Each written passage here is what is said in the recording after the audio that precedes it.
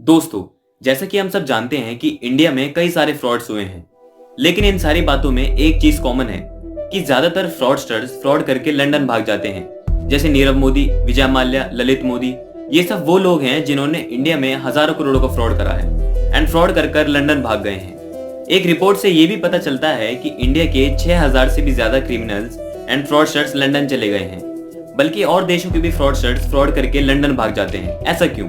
आखिर क्यों ये सब लंदन भागते हैं? तो चलिए डिटेल में समझते हैं। दोस्तों, अगर कोई क्रिमिनल या फिर फ्रॉडस्टर्स कोई क्राइम कर भागते हैं तो यूके उसका वेलकम करता है, लेकिन वो उनसे एक शर्त रखता है कि फ्रॉड करने के बाद वो पैसा साथ में लेके आए, जिससे वो 20 लाख पाउंड की बड़ी इन्वेस्टमेंट कर सकें। और इसी वजह से यूके की इकोनॉमी में पैसा आता है, जिससे यूके को अपनी इकोनॉमी और जीडीपी को बढ़ाने में हेल्प मिलती है।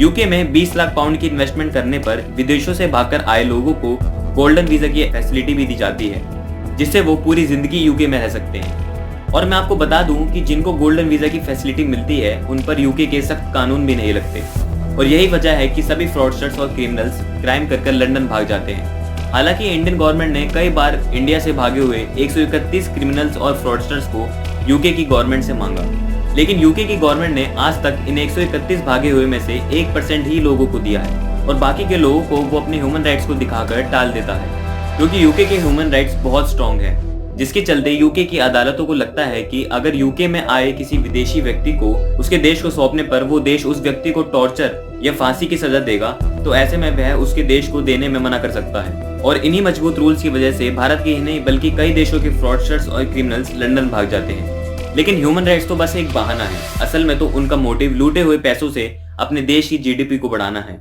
दोस्तों, आई होप आपको वीडियो पसंद आया होगा। मिलते हैं एक और नई धमाकेदार वीडियो में। Till then stay home, stay safe. जय हिंद।